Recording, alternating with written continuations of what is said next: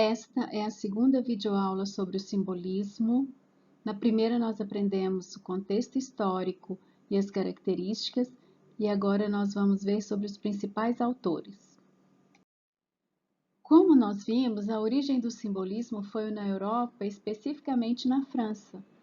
Entre os autores que se destacaram, Charles Baudelaire, quando escreveu o livro As Flores do Mal, influenciou muito os outros países.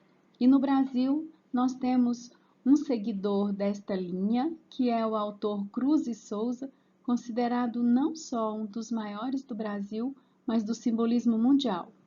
E vale frisar que em nem todos os países da Europa o simbolismo teve alguma representatividade, mas no Brasil ele foi muito bem representado. O Cruz de Souza é um autor muito emblemático na literatura brasileira, justamente por causa da sua história de vida que culminou na obra que ele produziu. Ele é o único autor brasileiro considerado negro de raça pura. Os outros são considerados mestiços. Ele, por isso mesmo, é chamado de cisne negro da literatura brasileira. Ele nasceu em Santa Catarina em 1861 e morreu em Minas Gerais em 1898. E o corpo dele foi trasladado para o Rio num vagão que transportava cavalos. Tal era o desmerecimento que as pessoas tinham por ele, por ser negro. Ele era filho de escravos alforriados e ele teve uma educação muito esmerada pelo ex-senhor dele que tomou a tutela da educação dele. Então ele falava muitas línguas, ele conhecia de matemática, de ciências naturais, de língua portuguesa, de literatura. Então ele era um homem muito culto. Mas nem por isso deixou de passar dificuldades e sofrer muito preconceito em todos os trabalhos, em todos os jornais que ele trabalhou. Inclusive, ele passou no concurso para promotor e foi recusado por ser negro.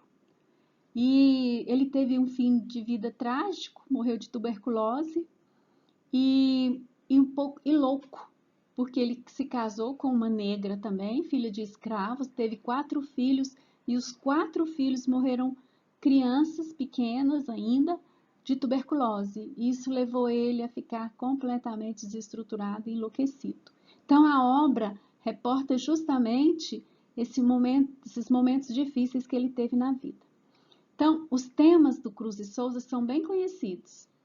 É essa dificuldade de se compreender neste mundo, né? De ter perguntas cujas respostas são difíceis de se encontrar, né? O sofrimento da condição de ser negro, o sofrimento geral da condição humana, a obsessão pela cor branca. Ele tinha obsessão pela cor branca, todos os poemas, quase 99% dos poemas dele tem a cor branca ou brancura, que às vezes não tem nada a ver com a cor da pele, mas com a pureza de alma, né? Que ele sofreu muito por isso. E uma característica do simbolismo é a espiritualidade, a religiosidade, e uma linguagem muito metafórica, muito vaga e musical. Então, é um grande autor, muito valorizado mundialmente. O estilo do Cruz e Souza é bem eclético, apesar dele ser essencialmente simbolista, procurar as respostas existenciais no metafísico, no espiritual. Ele também tinha uma preocupação formal, então ele escreve um português muito bem trabalhado, né? Ele tem o lado romântico de ser pessimista, de sofrer muito e buscar, né, a morte. E também tem o lado realista, que é falar dessas realidades injustas, cruéis da nossa vida, mas de um modo filosófico. Cárcere das Almas é um dos poemas mais conhecidos do Cruz de Souza, e ele não é tão vago quanto os do simbolismo normalmente. Neste poema, a gente consegue compreender que o eu lírico se sente com a alma presa, né?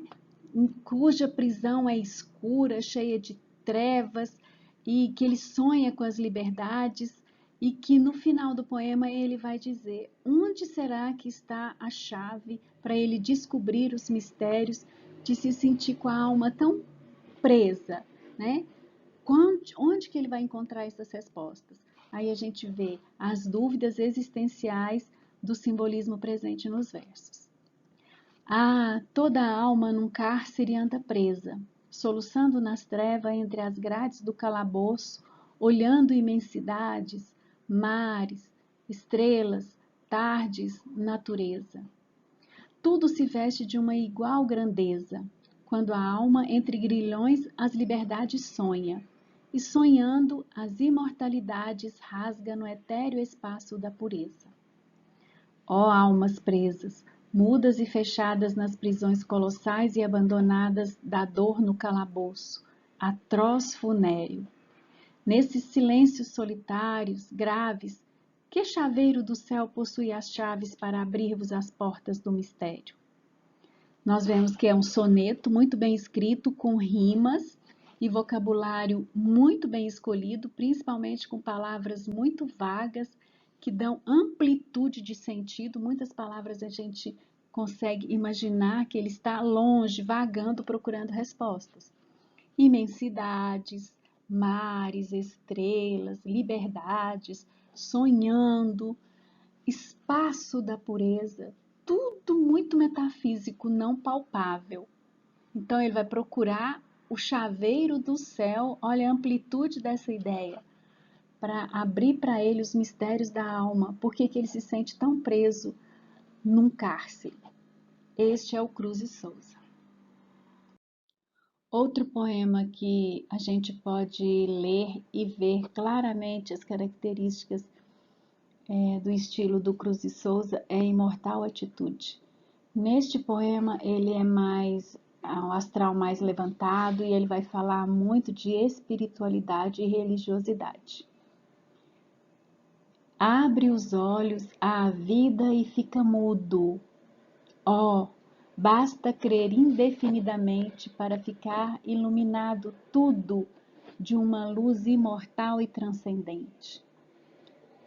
Quer dizer, diante de uma luz imortal e transcendente, que pode ser uma crença sobrenatural, um Deus, algo que você tenha fé, abra os seus olhos e fica mudo, só ouvindo e vendo as maravilhas. Creia indefinidamente nessa luz imortal e transcendente. Crer é sentir como secreto escudo a risonha alma, lúcida, vidente, e abandonar o sujo Deus cornudo, o sátiro da carne impenitente. Sinta a fé te transformando, né? Essa fé que você tenha na vida, fazendo com que sua alma fique risonha, abandonando todos os grilhões da carne, quer dizer, do mundo material. Abandonar os lânguidos rugidos, o infinito gemido dos gemidos, que vai no lodo a carne chafurdando. Quer dizer, quando você tem fé, que você se entrega a esta fé, a esta luz, você abandona os sofrimentos em que a carne vai se afundando cada vez mais. Essa carne aí quer dizer o material, o lado, né, penoso da nossa vida. Aí ele faz uma exaltação de fé. Olha aí, erguer os olhos, levantar os braços para o eterno silêncio dos espaços e no silêncio emudecer olhando. Então, levante seus olhos para o céu, acredite indefinidamente nessa luz imortal e deixe sua vida se transformar, né? E a sua alma sorrir. Outro autor muito importante do simbolismo no Brasil foi o Alfonso de Guimarães, que nasceu em 1870 e morreu em 1921. Ele era mineiro de Ouro Preto. E assim como Cruz e Souza, muitos acontecimentos da vida dele marcaram e fizeram influência na obra dele. Uma das coisas que marcou Alfonso de Guimarães, quando ele era muito jovem, ele namorava com uma prima e essa prima morreu prematuramente e ele passou a escrever muitos e muitos anos com essa temática de solidão, de amor impossível. Muitos até chamam ele de neorromântico, né? Ele inaugurou um romantismo que não era a fuga da realidade, mas a resignação daquele sofrimento. Então ele achava que ia sofrer assim o resto da vida.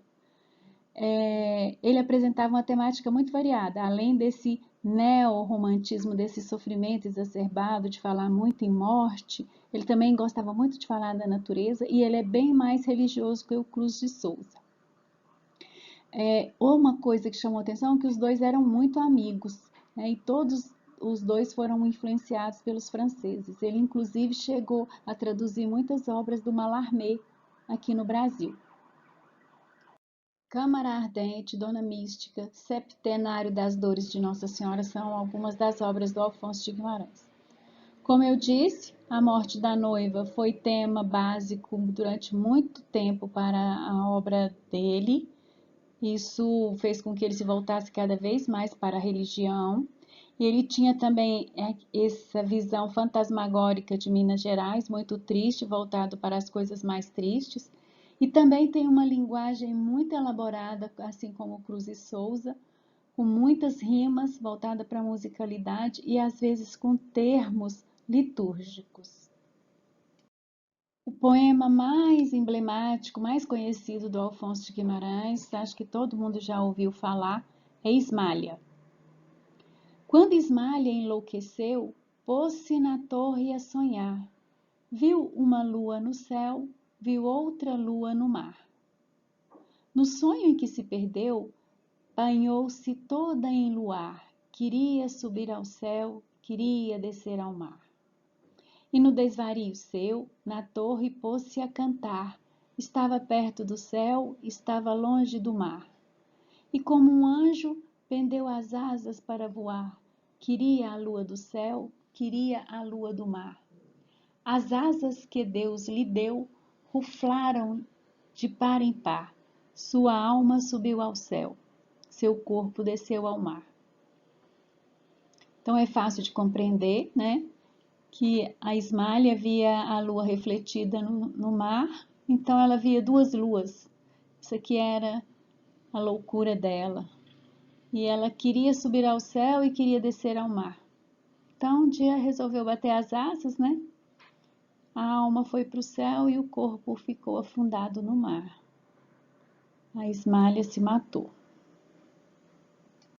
Outro poema que vai falar da mesma tristeza, que vai falar da mulher impossível, da solidão, é Hão de chorar por elas os cinamomos. Cinamomos é uma árvore, né?